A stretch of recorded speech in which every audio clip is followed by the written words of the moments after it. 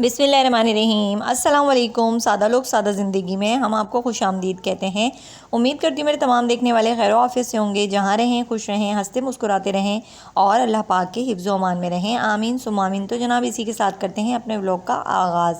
अगर अभी तक आप लोगों ने मेरे चैनल को सब्सक्राइब नहीं किया तो प्लीज़ मेरे चैनल को सब्सक्राइब कर दें, लाइक कमेंट लाजमी किया करें।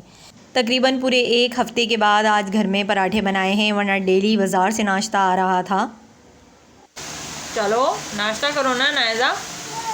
क्यों है? और मुंह कितना गंदा हो रहा है तुम्हारा। अल्लाह अल्लाह।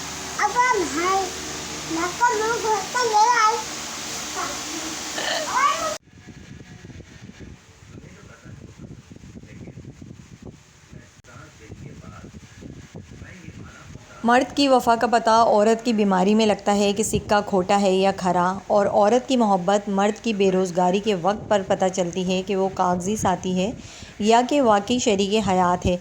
जब मैं और अज़ल्फ़ा बीमार पड़े थे तो इरफ़ान ने ऑफ़िस की छुट्टी ले ली थी और पूरे 2 दिन हमारी बहुत ज़्यादा खिदमत की। या बीवी होते हैं वो इसी तरह एक दूसरे का ख़्याल रखते हैं, चाहे गुर्बत हो या अमीरी हो। ये चाहने वाले जो हैं वो हर हाल में साथ निभाते हैं। एक पसीने में तर हो गई थी। जब इरफ़ान का बुखार टूटा तो इतना शदीद पसीना आया कि हम भी हैरान हो गए थे इरफ़ान को देखकर कि इतना ज़्यादा पसीना था कि बार बार शर्टें 1 मिनट के अंदर गीली हो रही थी, और ये शर्टें मैं धो धो कर डाल रही थी हाथ के हाथ ही। और आज इरफ़ान की 4 दिन के बाद तबीयत थोड़ी बेहतर लगी है, तो थोड़ा सा हवा में बैठे हैं इरफ़ान और अनाइज़ा। बहुत बुरी हालत हो गई थी इरफ़ान की, बुखार ने इरफ़ान को बिल्कुल तोड़ के रख दिया। ऑफ़िस भी नहीं जा रहे हैं, और ये जो चिकनगुनिया का बुखार होता है ना, ये रिकवर करने में बहुत टाइम लेता है। हमें भी हुआ था तो हमें भी पता है इस बात का। जोड़ जोड़ दुखता है, और यहाँ तक कि मुंह के अंदर छाले हो जाते हैं जिसकी वजह से कुछ खाया नहीं जाता। और इरफ़ान के सर में बहुत शदीद दर्द हो रहा था। घर जो है वो इसी तरीके से चलते हैं कि दोनों ही एक दूसरे का ख्याल करें। अगर बीवी पर कोई मुसीबत या परेशानी आए तो शौहर को उसका साथ देना चाहिए, और अगर शौहर पर कोई मुश्किल वक्त आए तो बीवी को भी उसका साथ नहीं छोड़ना चाहिए। इरफ़ान की फरमाइश पर आज मैं बना रही हूँ आलू पालक की भुजिया। और आलू पालक की भुजिया मैं थोड़े से मुख्तलिफ़ अंदाज़ में बनाती हूँ। ये जो गोल वाली लाल मिर्च हैं, इनको मैं पहले तेल में फ़्राई करके निकाल लेती हूँ, और उसको मैं इमाम दस्ते में जो है ना वो कूट लेती हूँ, थोड़ा मोटा मोटा सा। उसके बाद जो है तेल में ज़ीरा डाल के, प्याज डाल के, और फिर उसको थोड़ा सा भून कर उसके बाद टमाटर वगैरह डालकर, धनिया लहसुन अदरक और हल्दी और थोड़ी सी लाल पिसी हुई मिर्च डालकर आलू को बहुत अच्छे से भूनती हूँ। उसके बाद ये वाली जो लाल पिसी साबित मिर्च होती है जो मैंने कूटी हुई होती है वो डाल देती हूँ ऊपर से। तो इसका जो टेस्ट और खुशबू है ना, आप यकीन करो इस तरीके से अगर आपने आलू पालक की भुजिया बना ली ना, पड़ोसी भी पूछे बगैर रहेंगे नहीं कि आज आपने क्या बनाया है। इतनी ज़्यादा खुशबू उड़ती है इस सब्ज़ी की, तो मुझे तो बहुत ही पसंद है, और पराठे के साथ अगर खाएं तो क्या ही बात है। तो जनाब जल्दी से मैं बना लेती हूँ आलू पालक की भुजिया। उसके साथ होते हैं जनाब ये पापड़। जब सब्ज़ी बन जाएगी उसके बाद ये पापड़ फ्राई करेंगे, और मैं और अज़ल्फ़ा खाते हैं रोटी के साथ, और इरफ़ान खाते हैं जी चावल के साथ। तो चावल मेरे बन चुके हैं, और अभी बस इसको करती हूँ मिक्स जल्दी से।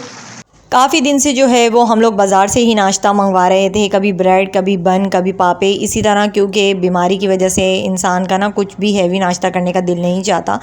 तो आटा मेरा काफ़ी सारा ख़राब हो गया था। ख़राब से मुराद ये कि ख़मीरा हो गया था। तो फिर मैंने क्या किया कि उसकी जो है ना, मैंने तंदूर की रोटी बना ली थी घर में ही। और तंदूर की रोटी घर में बनाना बहुत ही आसान काम है। जिस तरह मैं बना रही हूँ बहुत सिंपल तरीके से बन जाती है, और यकीन करें बिल्कुल भी फ़र्क नहीं लगता कि ये हम बाज़ार से मंगा के खा रहे हैं या हमने आया घर में बनाई है। तो अज़ल्फ़ा को भी मैंने डाल के दी थी रोटी तंदूरी, और मैंने ख़ुद भी खाई थी। इरफ़ान तो बीमारी की वजह से ब्रेड और दूध ही ले रहे थे या चाय से खा रहे थे, तो 2 रोटियाँ मैंने डाली थी फटाफट से।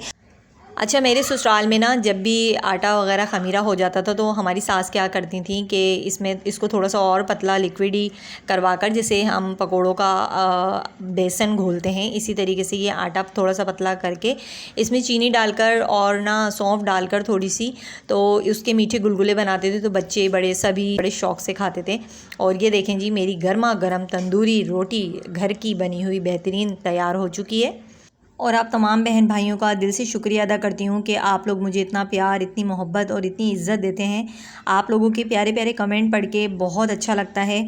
और जिन लोगों के कमेंट के जवाब मैं नहीं दे पा रही हूँ तो उनसे बहुत ही माज़रत। हर 1.5 घंटे बाद हमारी लाइट चली जाती है और 1.5 घंटे के बाद आ जाती है।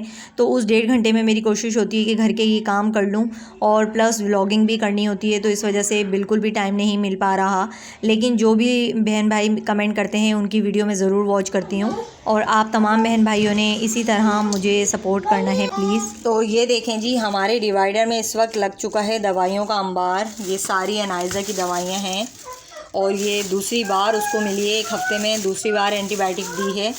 और पुरानी वाली ये रखी हुई, इससे पहले जब अनाइज़ा बीमार हुई थी तब भी यही वाली दवाई दी थी, ये वाली। अभी ये भरी हुई थी, ख़त्म भी नहीं हुई थी कि दोबारा अनाइज़ा बीमार पड़ गई तो फिर ये खांसी बहुत ज़्यादा हो गई थी उसको।